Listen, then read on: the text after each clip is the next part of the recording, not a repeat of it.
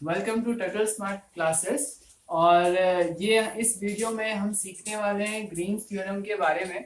तो Green's theorem के proof के लिए आप दूसरी वीडियोस देख सकते हैं, हमारे चैनल पे ही अवेलेबल होगी कि ग्रीन्स थ्योरम को हम कैसे प्रूफ करेंगे। तो इस वीडियो में हम देखेंगे कुछ एग्जांपल्स, कुछ questions related to Green's theorem. जब ग्रीन्स थ्योरम की बात आती है तो बेसिकली ग्रीन्स थ्योरम जो है वो दो क्वेश्चन उस पे जो है डिपेंड आते हैं। दो टाइप के क्वेश्चन आते हैं।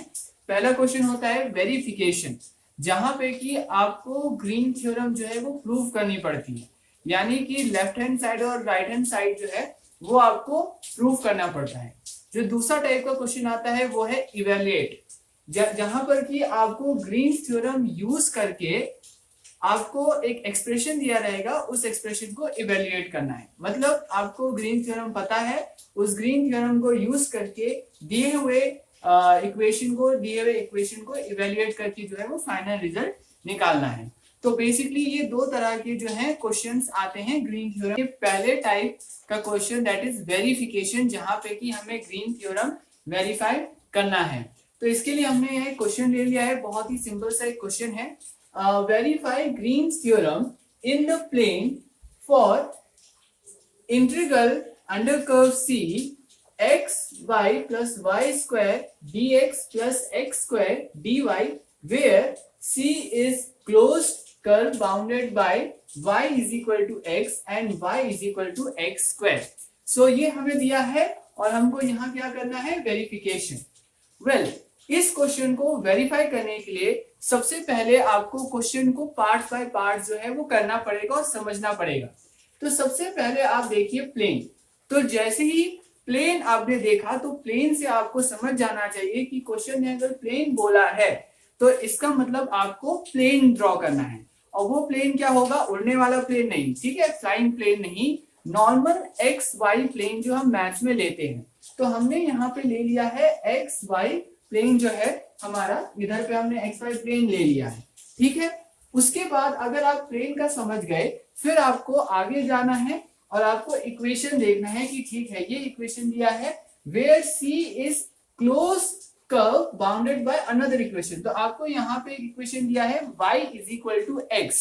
तो जो y is equal to x है ये एक्चुअली स्ट्रेट लाइन की इक्वेशन होती है, ठीक है।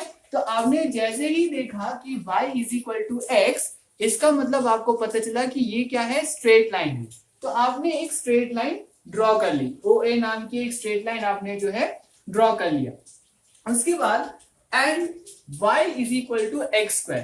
तो y is equal to x square जो है वो बेसिकली एक कर्व, बेसिकली पैराबोला की इक्वेशन होती है।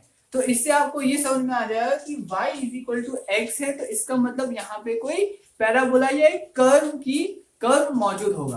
तो हमने क्या किया, हमने एक कर्व जो है वो ले लिया।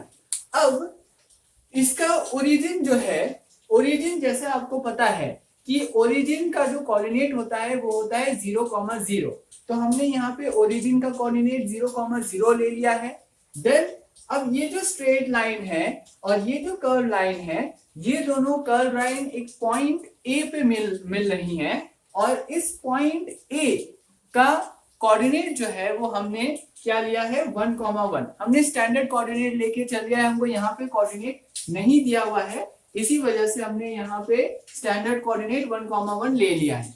लेकिन कुछ क्वेश्चंस में जो है आपको कोऑर्डिनेट बता दिया जाएगा, तो जहां आपको कोऑर्डिनेट बता दिया जाएगा वहां पे आपको उन कोऑर्डिनेट्स को ही लेना है।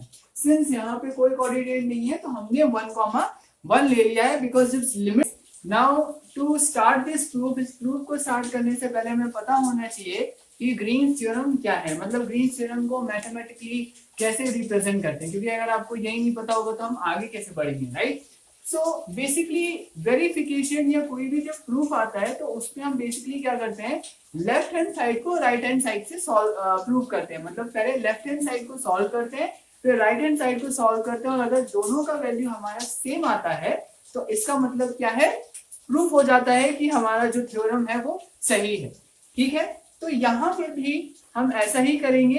तो ग्रीन्स थ्योरम क्या है, Green's theorem accordingly integral under the curve C P dx plus Q dy is equal to double integral R d dow q by dow x minus dow p by dow y into d x d y. ठीक है, जहां पर भी हम जानते हैं कि dow q and dow q by dow x is nothing but a partial differentiation and dow p by dow y is nothing but a partial differentiation. तो ये जो है दोनों पार्शियल डिफरेंशिएशन है। तो अगर हम लेफ्ट हैंड साइड को राइट हैंड साइड के प्रूफ कर दें तो हमारी थ्योरम जो है वो वेरीफाइड हो जाएगी। ठीक है, तो हमारा सबसे पहला स्टेप क्या है, यहाँ पे सबसे पहला स्टेप है कि हम लेफ्ट हैंड साइड की वैल्यू को फाइंड आउट करें। तो हम लेफ्ट हैंड साइड लेके चलेंगे। ठीक है, सो लेफ्ट हैंड साइड हम लेके चलेंगे। अब इसके लिए आपको क्या करना है, इसके है वो ये है कि P और Q की वैल्यू आपको फाइंड करनी है। जब तक आप P और Q की वैल्यू फाइंड आउट नहीं करोगे तब तक आप आगे नहीं बढ़ सकते। गाइस, हम यहाँ पर बहुत सारे लोग कंफ्यूज कर जाएंगे कि यार P और Q की वैल्यू कैसे लेनी है। तो मैं आपको एक ट्रिक बताता हूँ जिसकी मदद से आप P और Q की वैल्यू को समझ सकते हो कि कैसे लेना है, वो ट्रिक के थ्रू। अब गाइस यहाँ पे ये गलती मत करना। बेसिकली लोग क्या करेंगे, लोग कहेंगे अच्छा ये है, ये इसके नीचे है, ठीक है, ये वैल्यू है, ये इसके नीचे, मतलब P की वैल्यू ये हो गई। फिर उसके बाद ये एक्स स्क्वायर डी वाई इसके नीचे है, मतलब d y q d y की वैल्यू ये हो गई।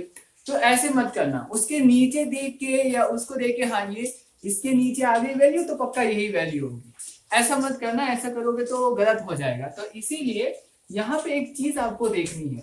क्या देखना है, वो ये है कि P के बाद जो P है, यहाँ पे जो P है, इस P के बाद dx लगा है। तो जिस भी एक्सप्रेशन के बाद dx की वैल्यू लगी है वो P की वैल्यू होगी। ठीक है, फॉर एग्जाम्पल आपका ये जो मेन इक्वेशन है, इस मेन इक्वेशन को आप सबसे पहले dx को ढूंढो। आप P को मत ढूंढो, आप dx को ढूंढो कि इस एक्सप्रेशन में dx कहाँ है। तो dx को आप ढूंढोगे तो आपको मिलेगा कि हाँ ये रहा आपका dx। अब dx के पहले कौन सा टर्म है, x y plus y square. ठीक है, और यहाँ पे dx के पहले कौन सा टर्म है, p टर्म है। तो इसका मतलब p की वैल्यू क्या हो गई, एग्जैक्टली सही पकड़े, p की वैल्यू हो गई p is equal to x y plus y square. वैसे ही आप dy को ढूंढो तो dy तो मेरा ये रहा, तो dy के पहले कौन सा टर्म है, एक्स स्क्वायर। तो इसका मतलब q की वैल्यू क्या हो गई, एक्स स्क्वायर, राइट। तो q is equal to x square. ठीक है, तो अब आपको p और q की वैल्यू मिल चुकी है। अब क्या करना है, अब यहाँ पे आपको जो है फिगर पे वापस आना है। जो आपने फिगर ड्रॉ किया है उस फिगर पे वापस आना है। ठीक है, तो अब हम क्या करेंगे, हम सबसे पहले कर्व C1 लें। ऑलराइट, सो नेक्स्ट स्टेप क्या है, नेक्स्ट स्टेप में हमने जो है जो लेफ्ट हैंड साइड है वो इक्वेशन ले ली है और ये इक्वेशन को हमने इक्वेट कर दिया है। अब यहाँ पे हमने क्या किया है कि y is equal to x square है। तो जहां जहां पर y की वैल्यू है dx एक्सप्रेशन में, जहां जहां y की वैल्यू है उसको हमने एक्स स्क्वायर की वैल्यू से रिप्लेस किया। जैसे यहाँ पे आप देखो एक्स वाई है, x इंटू वाई, तो हमने क्या किया है, y की जगह पे एक्स स्क्वायर को पुट किया है। तो x into x square is nothing but x cube.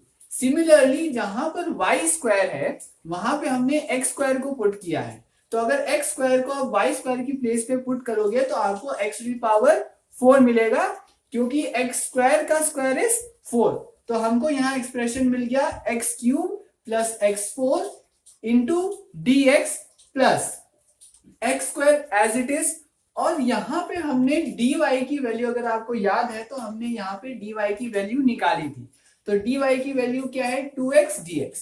तो सिंपली हमने उसको यहाँ पे रिप्लेस किया है। अब हम क्या करेंगे, अब जो हमारा नेक्स्ट स्टेप है वो ये है कि 0 to 1 यहाँ पर हम क्या लेंगे, लिमिट ले लें। ठीक है, 0 to 1 हमने लिमिट लिया। अब उसके साथ साथ हमने क्या किया कि x cube plus x to the power 4 plus 2x into x square का मतलब क्या है, 2x क्यूब। तो हम यहां लिख सकते हैं 2x क्यूब। ठीक है, dx को हमने बाहर ले लिया। तो इसको हम इस तरीके से भी लिख सकते हैं। तो अब हमारे पास क्या एक्सप्रेशन आ गया, x cube plus x to the power 4 plus 2x cube dx। ठीक है, तो अब आपको ये दोनों टर्म क्या सिंपल नजर आ रहे हैं, राइट। तो इसका मतलब सेम है, इसका मतलब आप इनको ऐड करके लिख सकते हो, integral 0 to 1 3x³ plus x to the power 4 dx। ठीक है, ये आ गया, तो 3x³ आ गया और x टू द पावर 4 आ गया। अब आपको क्या है, इसको इंटीग्रेट करना है। ठीक है, तो अगर आप इसको इंटीग्रेट करोगे तो इंटीग्रेट करने पर 3 बाहर आ गया और ये आपका जो हो जाएगा 3x to the power 4 by 4, right. x to the power 4 by 4 plus limit हम लगाएंगे 0 to 1 और ये हो जाएगा x to power 5 by 5 0 to 1। Okay, so हमने लिमिट लगा दिया। तो ये कैसे आया, ये आपको पता है कि हम इंटीग्रेशन का एक हमारा एक फॉर्मूला होता है जो कि होता है integration x to the power n। Okay, integration x to the power n is equal to x to the power n plus 1 divided by n plus 1। So integration x to the power n equal to x to the power n plus 1 divided by n plus 1। तो 3 जो है constant है तो हमने उसको बाहर ले लिया और ये जो 3 है इस 3 को 3 plus 1 करके 4 बना दिया और नीचे 3 plus 1 करके 4 आ गया।